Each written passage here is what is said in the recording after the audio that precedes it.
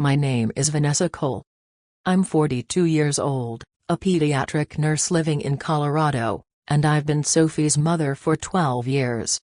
Sophie is adopted, and for as long as I can remember, my life has revolved around keeping her safe, happy, and seen. It all began with a wedding invitation.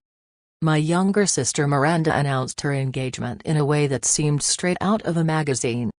Champagne, a giant diamond ring, Instagram photos dripping with perfection.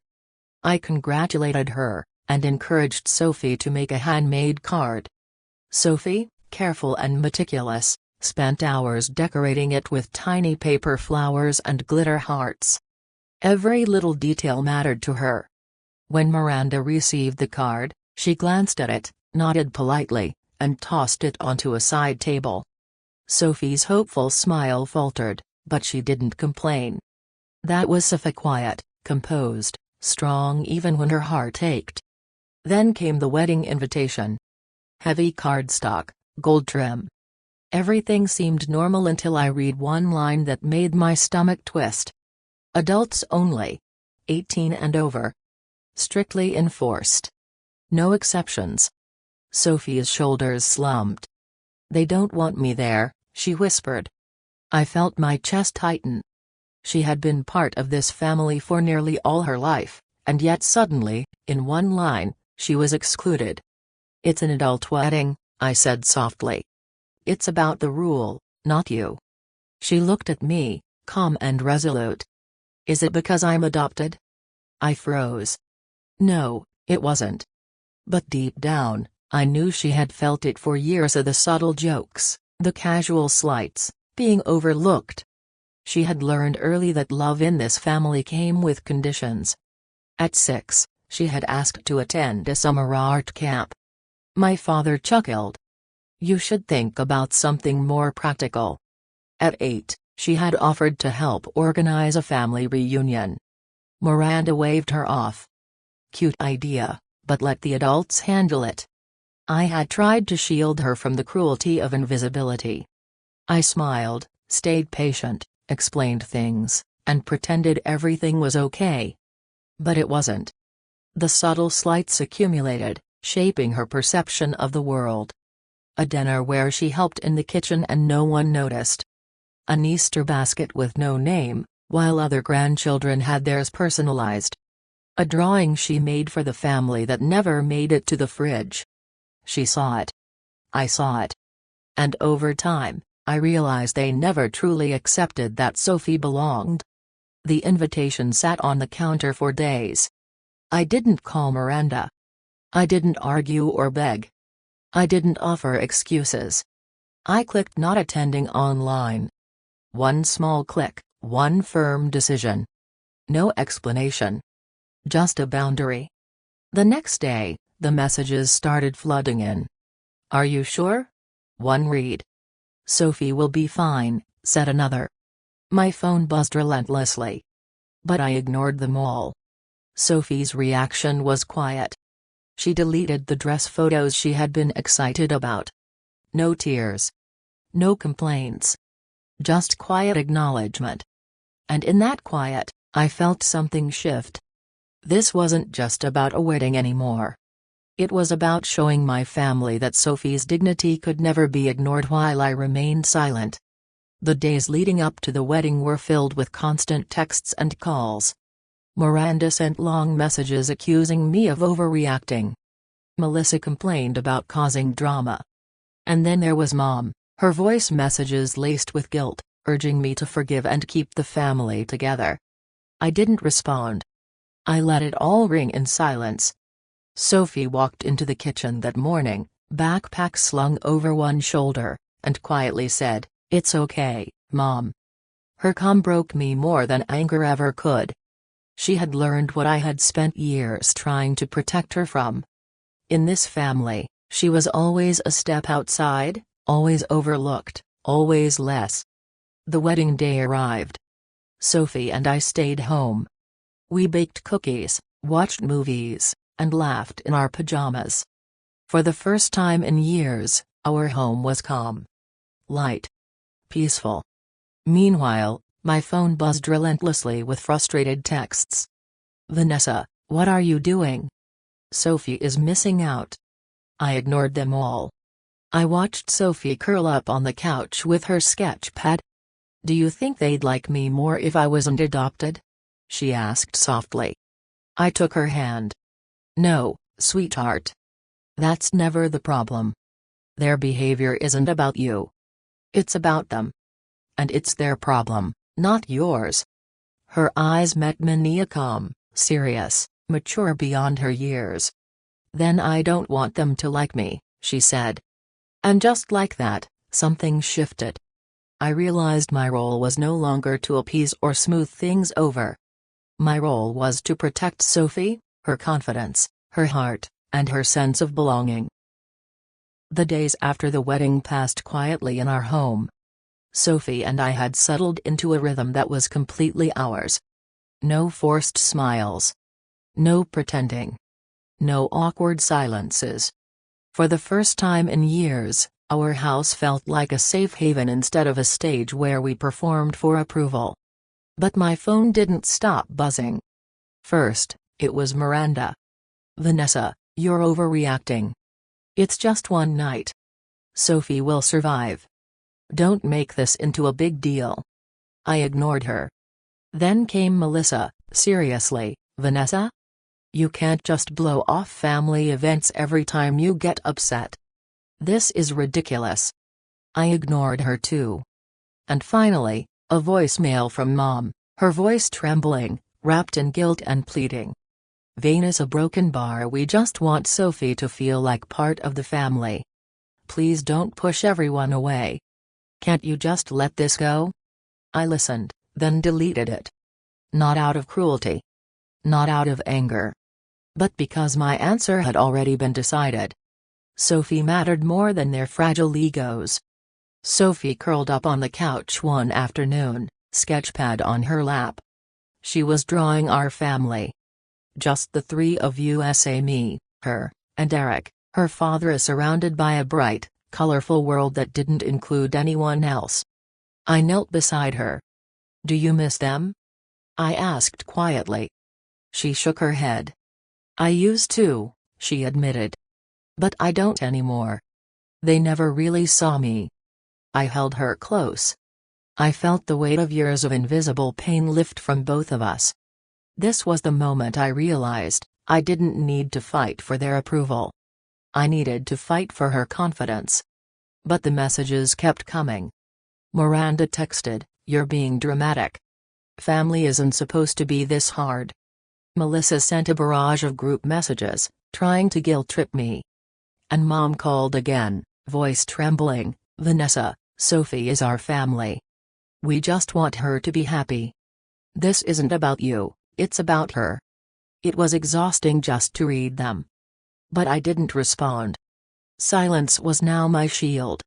Christmas was approaching, and normally I would have hosted a massive dinner, decorating, cooking, inviting everyone, making sure they were comfortable. Not this year. I didn't send invitations. I didn't prepare a big meal.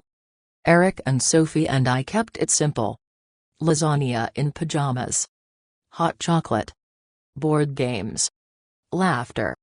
The calmness of our home was a stark contrast to the chaos my family was creating elsewhere. Messages and calls continued, desperate and accusing, but none of it reached me. None of it mattered. Sophie's presence in our home, fully seen and loved, was the most important thing. One evening, Sophie asked a question that stopped me in my tracks. "Mama, broken bar, if I wasn't adopted, do you think they would have treated me differently?" I swallowed hard. "Sweetheart, it wasn't ever about you. Their behavior was never a reflection of your worth. It's about them, and the way they see the world. And we don't have to live by their rules or expectations." Her eyes, steady and knowing, met mine. "Then I don't want them to like me," she said again, with finality. That was the turning point. I realized that I had spent years trying to protect Sophie from subtle harm, but now, it was my turn to protect her from outright exclusion. I didn't have to justify her absence or seek permission to defend her. I didn't have to apologize for loving her fiercely. Then came the confrontation. Miranda showed up at our door one chilly December morning, her face tight with anger. "Vanessa, what are you doing? You can't just erase us like this." I stood calmly in the doorway. "I'm protecting Sophie. That's all. She deserves to feel welcome everywhere she goes. And if you can't provide that, then we'll stay away." Her jaw dropped. "Stay away? You're taking it too far." I didn't respond. I didn't need to. Eric stood beside me, arms crossed, supporting the boundary we had set. Miranda fumed, tried to manipulate, tried to guilt us, but nothing worked. Not this time. The days that followed were filled with frantic calls, angry messages, and desperate pleas. They tried to bargain. They tried to shame. They even attempted to bribe with holiday treats and empty promises. I let it ring. I let it sit. Sophie was safe, happy, and seen. That's what mattered. One afternoon, Sophie's sketchpad caught my attention. She had drawn a treehouse, glowing warmly in the snow. Around it, figures laughed and played. It was just the three of us, perfectly content. I realized then, truly realized, that peace doesn't come from forcing people to accept you. It comes from creating a life where you and your loved ones feel safe, valued, and cherished. And in that moment, I understood something powerful: boundaries were love. Protecting Sophie was love. And I would never apologize for it. The weeks after Christmas were quiet, but the silence was powerful. My family didn't stop trying. They called, texted, and even showed up at our home on occasion, but Sophie and I remained steadfast. Every attempt to guilt or manipulate was met with calm boundaries. Not anger. Not resentment. Just firm resolve. One evening, Sophie and I were baking cookies together. Flour dusted our hair and faces, laughter echoing through the kitchen. She paused, rolling dough into little stars. "Mom," she said softly, "I think I'm happy now. I don't need them to notice me anymore." I smiled. "You've always been enough, Sophie. And now, everyone else has to see that or stay out of our lives." It was a simple truth, but it carried immense weight. I realized how much energy I had wasted over the years, trying to force recognition from people who didn't care. From now on, my time, my energy, and my love would go to those who valued it. The turning point came unexpectedly. My mother called one evening, her voice trembling. "Vanessa, a broken bar. I think we underestimated how much Sophie means. How much you've done for her. For us." I listened quietly, letting her words sink in. I didn't respond immediately. Some part of me wanted to feel relief, but I also knew that apologies wouldn't erase years of neglect. It was clear that they had only noticed the gap I had created in my absence. And that was exactly the point. Days later, Miranda sent a text.